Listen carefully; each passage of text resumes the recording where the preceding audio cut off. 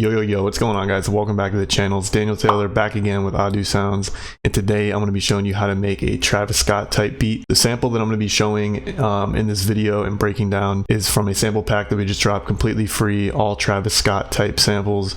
A link will be in the description for that kit, completely free, and there will also be a description for the FLP of the beat with all stock plugins, again completely free. So there will be a link in the description for both of those. Anyways, as usual, I'm going to break down everything I did from the sample to the drums and to show you guys everything to get that Travis Scott sound. Anyways, don't forget to subscribe to the channel, and let's just get right into it. So as you can see, I have the final sample pulled up here. We're at 152 BPM and the final sample is in B minor. So I'm gonna go ahead and just play the sample so you can hear how it sounds, and then as always, just break down everything I did.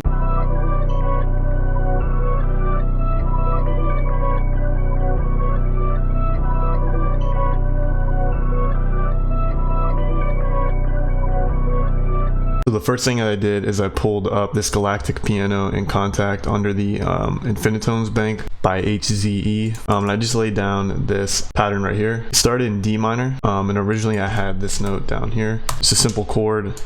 And a lot of these notes I pitched way up, so this was all like down here. I ended up pitching it up just because it sounded better, and it was kind of a simple repetitive melody. There was no real theory behind this. I kind of just played notes that sounded good. And yeah, it's a pretty basic melody, but I added some effects after to it, but this is what it sounds like.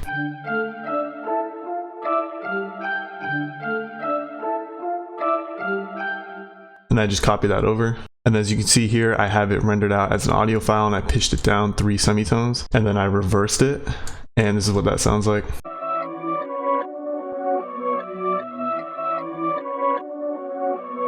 And then I have the second part right here where I just copied it over, made it unique, and then pitched it down an octave. And for the effects, I just added an EQ to take out the low end, and that's it. Next thing that I did is I just added a couple phrase loops. So I grabbed this one and I pitched it up to match it to the key of the bass melody. And this is what that sounds like. It's just kind of like an analog, like really unique sounding phrase loop. Didn't add any effects to it, just left it as it was. And then I have a second one here. Again, I pitched it to match the key of the original melody. And I use the second one here when the original melody is pitched down. So this is what that sounds like. It's just really ambient, nothing too crazy, but just for some variation, I added 2 different phrase loops right here. Next thing that I did is I opened up the same bank, Infinitones by HZE, and used this Ghost Coast preset, and I kind of just added my own accent. So as you can see, really complicated MIDI. It's just one note. The only thing I changed is I just added a bunch of reverb inside of the plugin, and like I said, just one note as kind of an accent. Right here, I have it rendered out. This is what it sounds like. And then for this part right here, it's pitched down. So again, really simple, but just add some ambience, acts as like another accent. And once again, I opened up Infinitones by HZE, the Hollows preset. I use this plugin a lot recently just because it has a lot of really good sounds, and it's kind of tailored to like making trap beats or like ambient analog sounds. So I thought it was perfect for that Travis Scott style. And again, I just added a really simple couple of notes, really repetitive, and this is what it sounds like.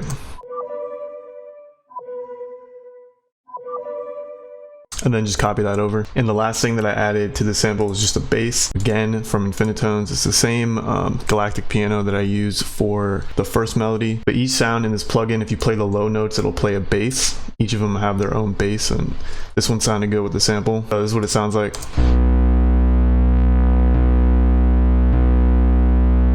So again, really repetitive, really simple, just matching the root note at B. And then for the effects, I just added a decapitator with the beefy preset just to add some more distortion to it. Once I had all the sounds, I just arranged it. So as you can see, I have the first part here with the bass, and then I just copied that over and then deleted the bass. And then at the end, I put all the stems as usual. I always set up my samples the same way, with the bass at the beginning and then the second half without the bass, and then all the stems at the end. And for the first part, I have the original melody with the first phrase loop and the pitched up accent. And then for the second part, this is kind of where the verse would come in. It's pitched down, everything is pitched down, and I took out this accent right here. And then for this part, it's still pitched down, but I pitched up the accent and I brought back this accent right here. And then for this part, brought in this phrase loop. And then for this part, it's pitched back up, kind of like for a pre-hook, go back into the hook where it's pitched up, but it doesn't have the phrase loop or this accent.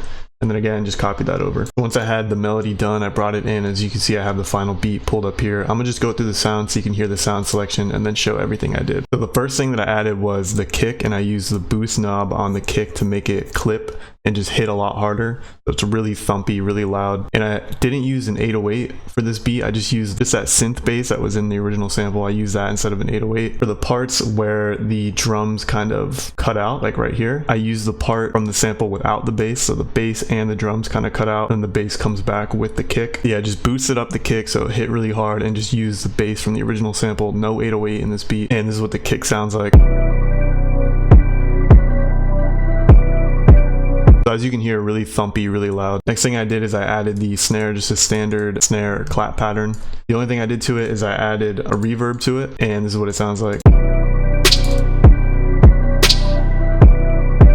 Next thing I did is I added the hi-hats, and I just used a hi-hat MIDI from the Travis Scott sample pack.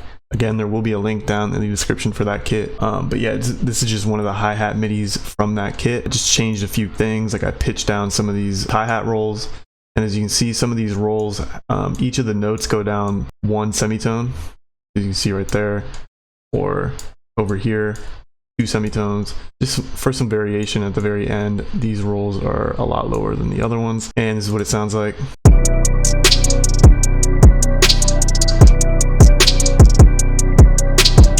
The next thing that I added after I added the hi-hats was this other snare, just for some more bounce. And I kind of played with the velocities a little bit. As you can see, this one's lower, this one's lower. And just add some more bounce to the beat. This is what it sounds like.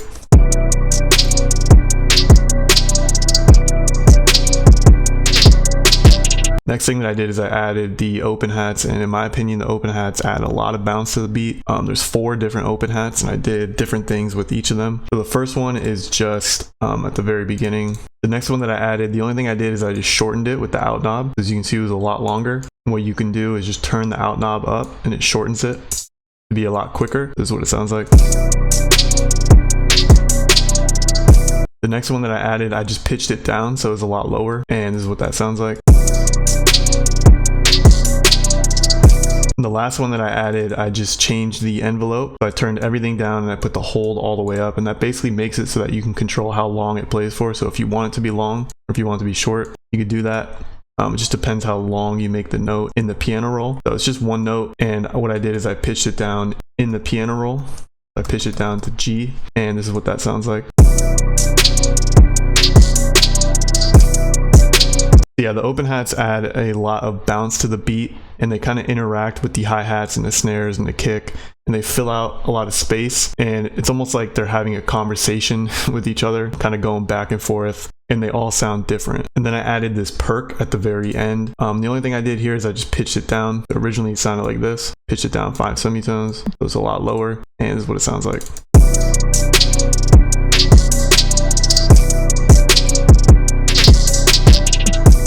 Again, just some extra bounce in the beat at the very end. The last thing that I did is I used this cymbal that I just reversed. That's kind of like an intro thing to lead into the beat. And as you can see, I put that throughout the whole beat along with this impact when the beat starts, so you can hear it, what it sounds like.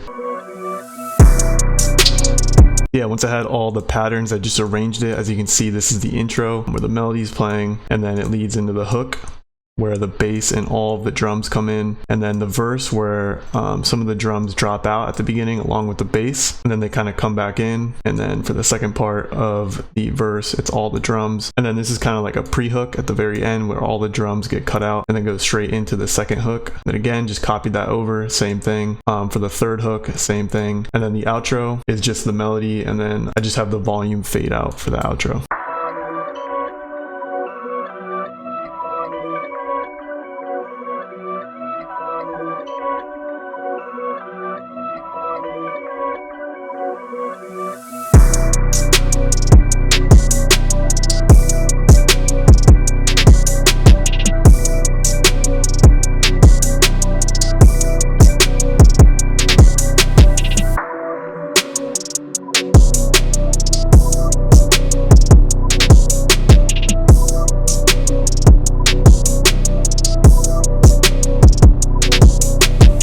yeah, that's pretty much it for the beat. Hopefully you guys learned something new. Hopefully you took something away. Like I said, a link will be in the description for the free sample pack with the hi-hat midis and the samples, and a link to this FLP, completely free. There will be links in the description for both of those. Anyways, hope you guys learned something new, and I'll see you in the next one.